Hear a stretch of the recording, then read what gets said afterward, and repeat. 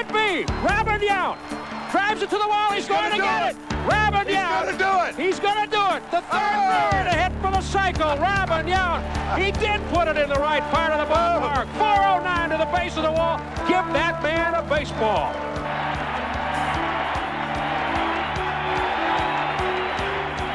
Here's the 3-2. A curve, check swing.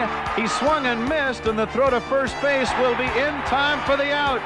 Higuera strikes out Clark. Fastball on the ground, past Schofield. Deer being waved around. He'll score, and the Brewers lead 6-5. Reaching for the top, the 1988 Milwaukee Brewers. The story of the 1988 Milwaukee Brewers is brought to you by Miller Lite. Less filling, great taste. You know, when I pitch, I used to have trouble in the late innings, but I won't have any trouble pitching my favorite beer, Miller Lite. Light's less filling, and it's light's less filling, and it's light's less filling, and it's That's it for today, Mike. Bad delivery. Oh. Hey, Raleigh, finish it up. And it tastes great, too. No matter how you pitch him, there's only one light beer, Miller Lite. As the Milwaukee Brewers headed into the late August stretch, conversation about the club centered around late-season call-ups from the minors and prospects for 1989. A season of great expectations turned into one beset by key injuries and inconsistencies. But in the next 6 weeks, the Brewers would find themselves in the middle of the tightest American League pennant race since '67. Only 3 1/2 games separated 5 clubs when the AL East closed the books for the 1988 season. The division-leading Detroit Tigers roared into town on August 26th. If the Brew Crew was to make any noise in this year's pennant race, it would have to begin this weekend. The series got off to a tough start when Tigers starter Walt Terrell's throw with 2 outs and the bases loaded sent the game into extra innings. The Tigers beat the Brewers 3-2, pushing Tom Trebelhorn's troops a game closer to planning for next season. On Saturday, however, Rob Deere gave a fireworks night crowd something to cheer about, giving Milwaukee a dramatic 6-5 victory in the bottom of the 12th. Deere hits a high drive to deep left field. Way back, way back, way back. It's gone. The Brewers win.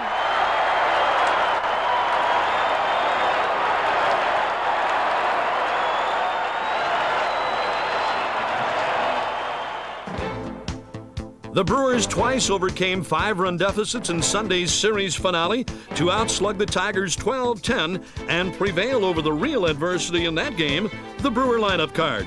Tom Trebelhorn inadvertently wrote Robin Yount's name twice in that lineup, which led to Yount's dismissal from the game. But Treb's embarrassment was short-lived as his squad took 2 of 3 from the Blue Jays. Deere's power surge in Game 2 lifted the club to a 6-2 win. And rookie Don August picked up the victory in the final game as the Brewers were looking up 8 games back. The curtain went up on the final month at Detroit with a 4-game weekend series. Mike Birkbeck raised his record to 8-1 since being recalled from Denver, and Deere supplied a 2-run single as Milwaukee won the first game 6-2.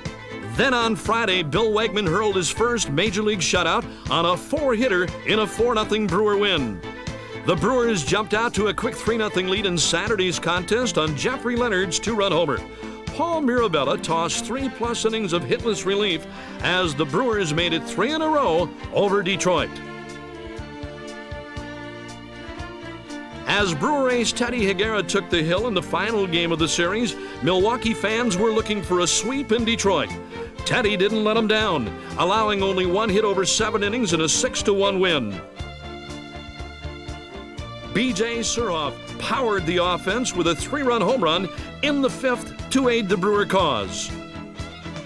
In a span of just 9 days, the Brewers had won 8 and picked up 6 games on the division-leading Tigers.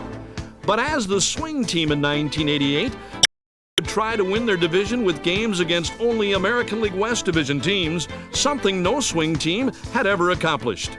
After the Brewers split a brief series with Chicago, the Mariners sailed into County Stadium for a 3-game set. rookie Gary Sheffield gave Brewer fans a taste of what's in store for them in the future. A swing and a drive to left. Hey, get up, get out of here. Gone for Sheffield, his first in the major leagues. Gary Sheffield, his first hit, a home run. And Sheffield's one-out RBI single in the 11th gave the Brewers a big 2-1 win. The Brewers were now 4.5 games out, chasing the Boston Red Sox, who had stormed to the head of the AL East pack. Although Teddy Higuera allowed only 3 hits and 1 run in Game 2, Seattle pitchers limited the Brewer bats to only 3 hits and no runs en route to a 1-0 win. Robin Yount's 2-run double in Sunday's series finale gave the Brew Crew a 5-3 win, but time was running out. 17 games remained in the season, and a 9-game Western road trip loomed next on the schedule. In Chicago, the club won 2 of 3. The pitching staff held the White Sox to only 4 runs in the 3-game series. Juan Nieves fired a 3-hit shutout in Game 2 for the victory. Paul Molitor opened that game with a home run. And Robin Yount hit it inside the park round tripper 2 batters later. A pair of RBIs apiece by Yount and Deere led the Brewers to a 4-2 win in Game 3, and Milwaukee headed to Seattle for a weekend series. The Brewers took 2 out of 3 in Seattle's Kingdome. Former Olympian Don August fired a complete game in Friday night's 5.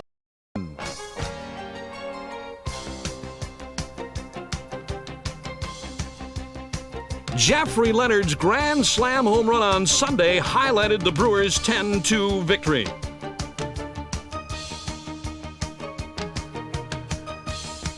Every game the remaining 2 weeks of the season was a must-win situation for the Brew Crew. Moving from Seattle to Anaheim to take on the Angels in a 3-game series, after winning the first 2, the Brewers completed the sweep when hot-hitting Gary Sheffield drove in 3 runs with a single and a home run in a 10-2 win in Game 3.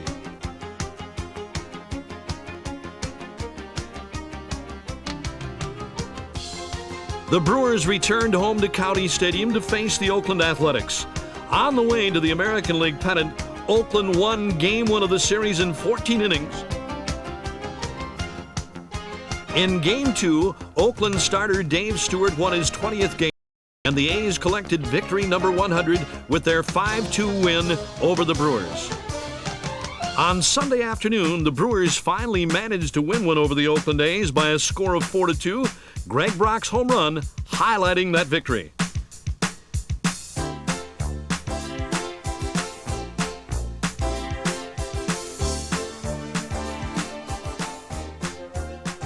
The California Angels were next as the Brewers continued their final homestand of 1988. They defeated the Angels 6-5 in Game 1 and then came back in dramatic fashion to win their last home game 4-3.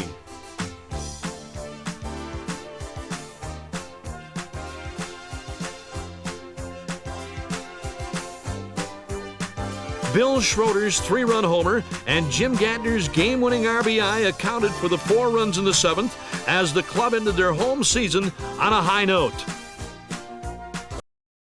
The Red Sox had clinched a tie for the American League East Championship.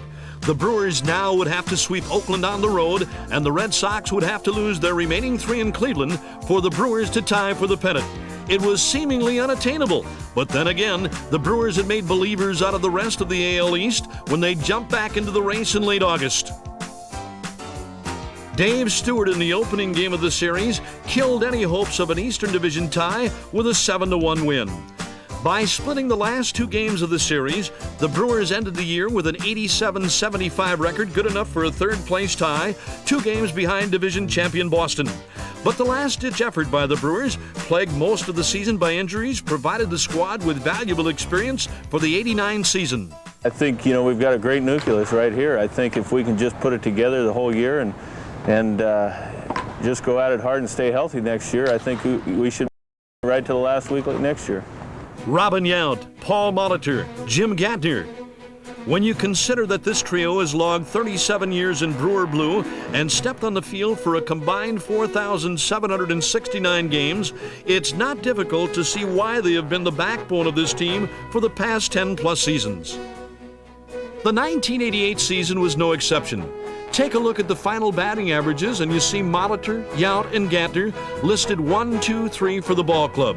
Skipper Tom Troublehorn saw their 88 contributions as a key to the Brewers' success. Starting the 88 season, we had some concern if Jimmy Gantner was going to play very many ball games. Of course, 87 was a tough year with a severe leg injury, which he hurt twice. And going into 88, I was not sure that Jimmy could stand up at everyday play and be able to play the second base that he played in the past. And I really think he certainly surpassed the number of games played that we projected for Jimmy. And his defense, I thought, was excellent. I don't think there was any game that his defense even hurt us in any way.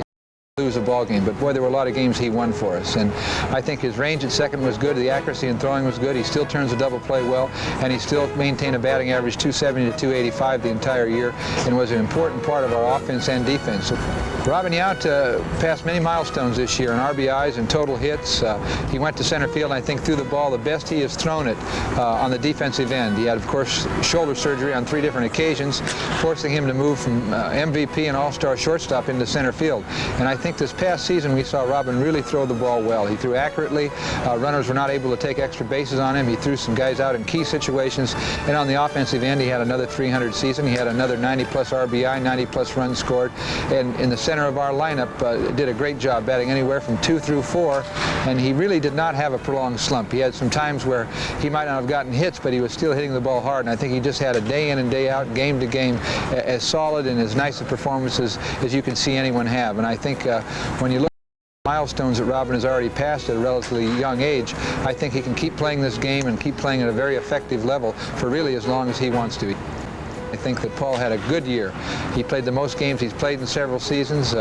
He played third base well. He got key base hits, and he was a run-scoring machine like always. He scored over 100 runs, was able to stay healthy, was able to play through a couple nagging injuries, and was able to maintain a batting average over 300 and have an outstanding 80% success rate in stolen bases. So when you talk about a leadoff hitter with a high on-base percentage, playing every day, stealing bases, and creating things, I think you talk about Paul Molitor. And once again, he was an extremely important part of our season, both on the offense and the defense. And I think the real gratifying thing, and one of the reasons we hung together as a ball club through the many injuries we had in other positions, was the fact that Paulie was healthy for most of the season. Shaking off nagging injuries, Paul Molitor again lived up to his nickname, the Igniter. Molly batted a solid .312 with a club-leading 115 runs scored. 53 extra base hits and 60 RBIs were an added benefit of having Molitor's name at the top of the Brewer lineup.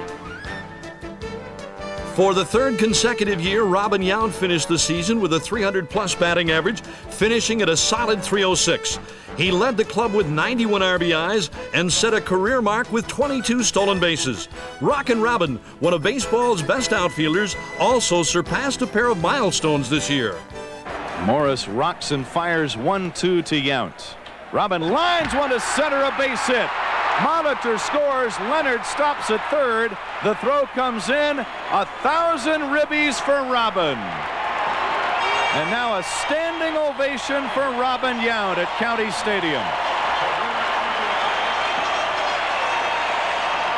2 men out and Stewart deals again. Robin drives one to left, a base hit.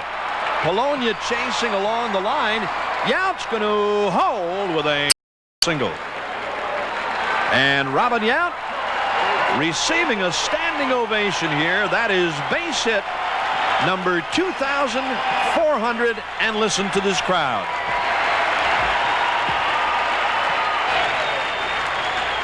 $32,000 plus on their feet for Rockin' Robin. Coming off a hamstring injury in '87, there were a few question marks about what Jim Gantner's comeback status would be for '88. But from June 12th, Gumby's average never dipped below 270. He hit 276 for the year and set career marks with 28 doubles and 20 stolen bases. What has made this trio special has been their longevity. Long careers generate memories. What memories stick out most in their minds? It might be surprising. I don't know. The most memorable moment would be the final out that Rod Carew made against our club in the 1982 playoffs, which put us into the World Series. I think that as a player, the longer you play, you realize that what you're trying to accomplish is become world champions, and that was the only year we were able to participate in the World Series. So that final out, Yount to Cooper, and the big celebration on the field. Probably a highlight is pinch running for Hank Aaron when he got his last base hit in County Stadium against Detroit. That was his last at bat and last base hit, and I got the pinch run for him. Playing in the World Series, by far, that was the highlight of my career, and I'd love to do it again sometime. As Molitor, Yount, and Gantner provide the experience and leadership for the Brewers, the farm system keeps feeding the Major League club. Darrell Hamilton and Charlie O'Brien saw valuable playing time as the season wore on, and each collected his first career home run in the process. A pleasant surprise for the Brew crew was the progress of slugger Joey Meyer, who ended the season with a .263 average, 11 home runs, and 45 RBIs. Given more playing time in August, Meyer responded with a .314 average for the month with some key hits, including this game winner. Big Joey drives one to right, deep, get up, get out of here, gone for Joey Meyer, and the Brewers beat Roger Clemens.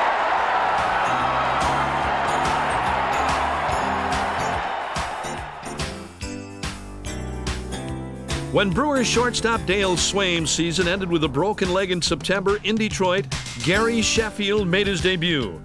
After a slow start, the rookie caught fire. Thrust into the pennant race, the youngster didn't let the Brewer brass down. Well, I just handled it as a situation. I just got moved up a level just like I did when I moved up from AA to AAA. And I just tried to play the same role, just, break in and try to do my job. Injuries cut in time of two Brewer mainstays. One, Glenn Braggs was limited to only 72 games. He did, however, provide much-needed run production when he was in the lineup, driving in 42 runs before an injury ended his season in June. The other, Greg Brock, missed most of June and July, but still drove in 50 runs on the season. Rob Deere hit over 20 home runs for the third straight season, his best month being August when he batted .333 with 8 home runs and 26 RBIs. B.J. Surhoff fell short of the marks he set in his '87 rookie season, but the Brewer catcher did add 21 stolen bases and 6 game-winning RBIs, 3 in the September pennant drive.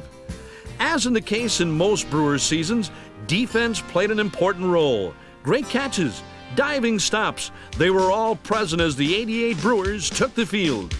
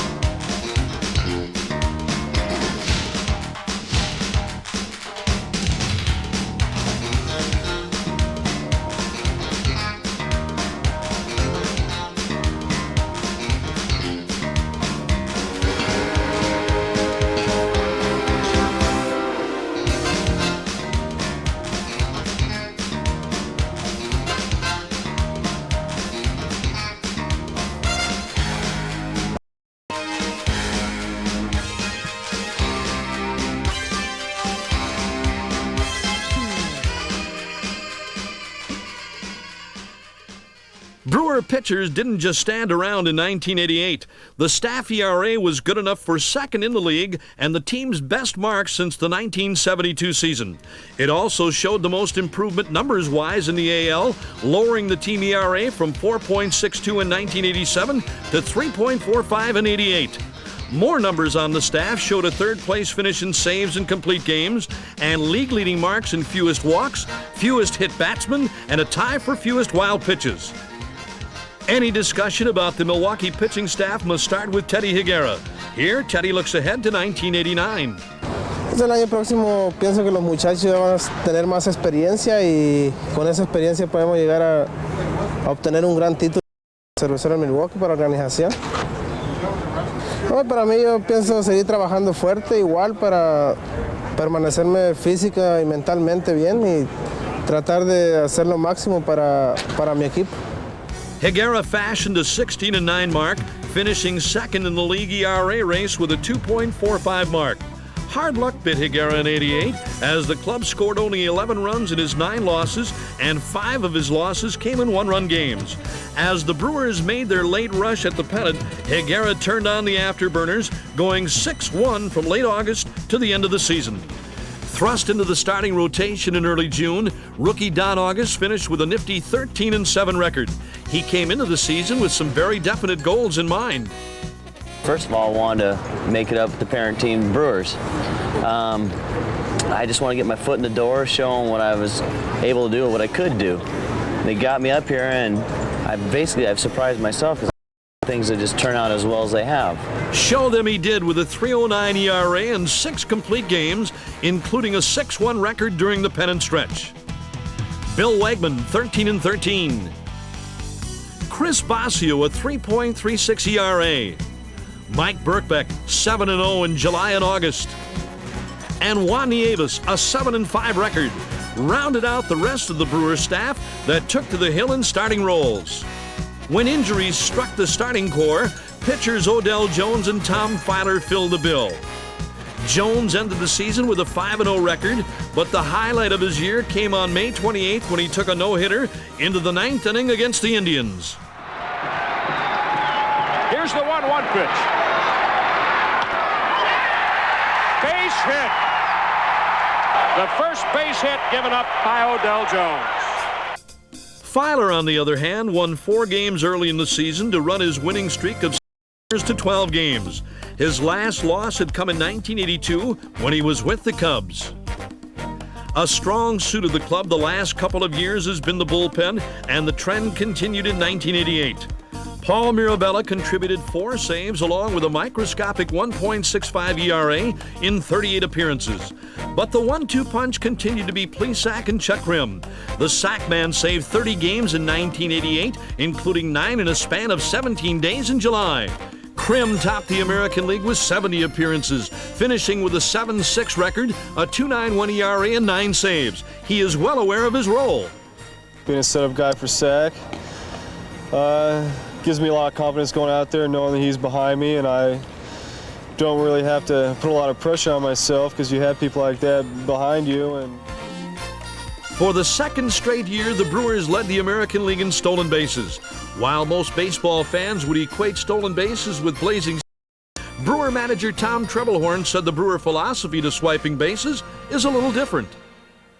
We try to figure out how long it's going to take for the pitcher to get the ball to the catcher and the catcher to get the ball to either second or third, and then measure that against the speed of our runners. And if we feel our runners can run that 90 feet quicker than they can get it there, we try to run. In any case, when the Brewers were on the base paths, opposing catchers and pitchers were on the alert.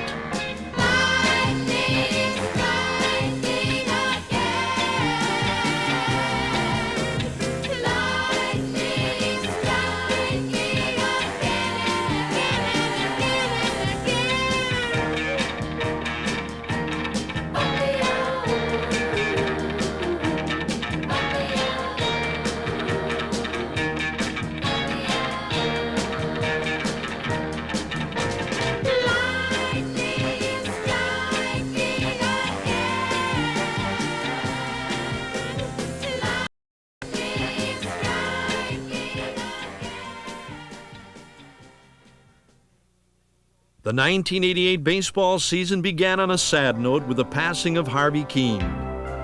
Born in West Allis, Keene began a 14-year Major League career in 1953 with Detroit, earning Rookie of the Year honors. He won the 1959 American League batting title with a sparkling .353 average and was a member of the pennant-winning 1962 Giants. He finished his Major League career with more than 2,000 hits and a .303 batting average.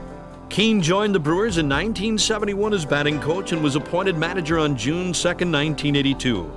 Under his leadership, the team belted 216 home runs, the 6th highest total in Major League history.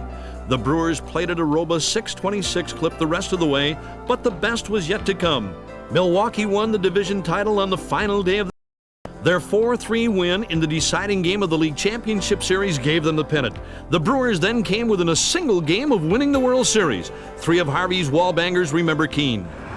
What I remember most about Harvey is that he just had a tremendous ability to make any person that he was talking to feel very important.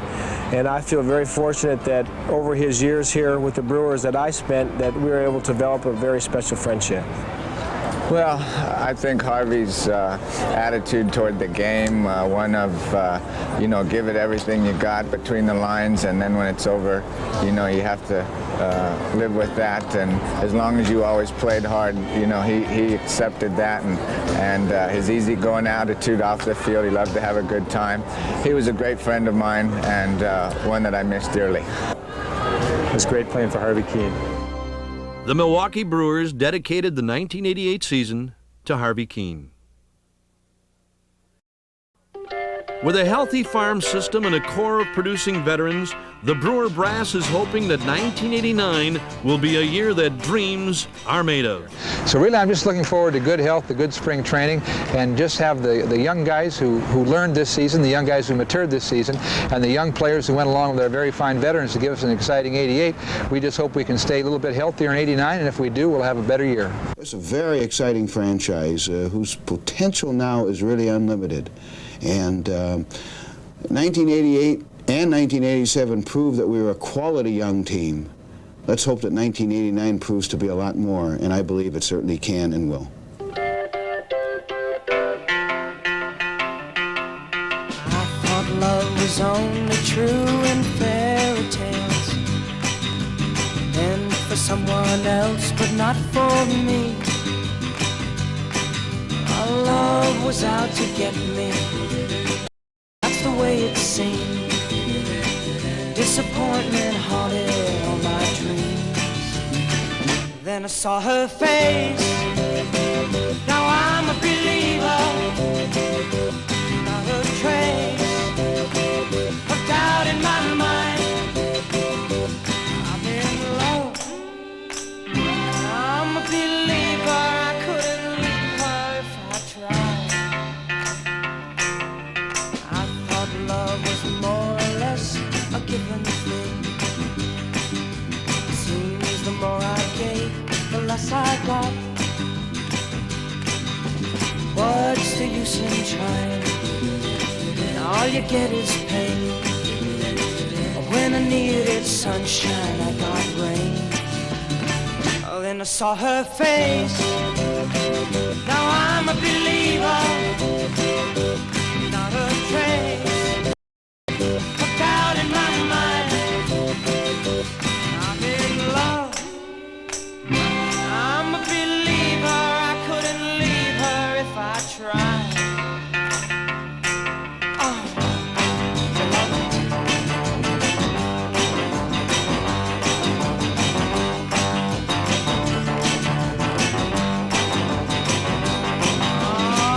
Love was out to get me.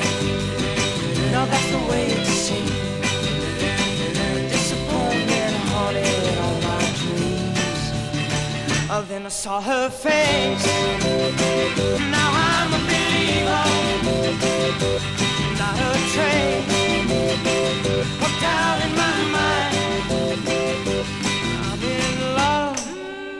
I'm a believer. I couldn't leave her if I tried. Yes, I saw her face. Now I'm a believer.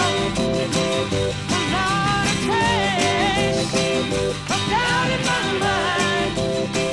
Said I'm a believer, yeah, yeah, yeah,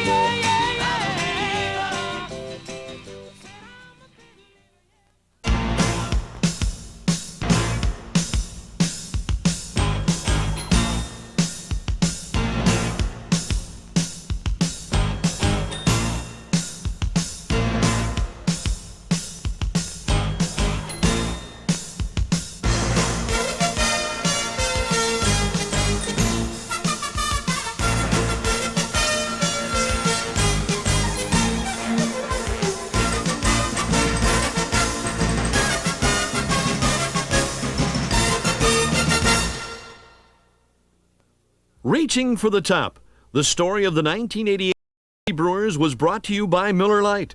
Less filling, great taste.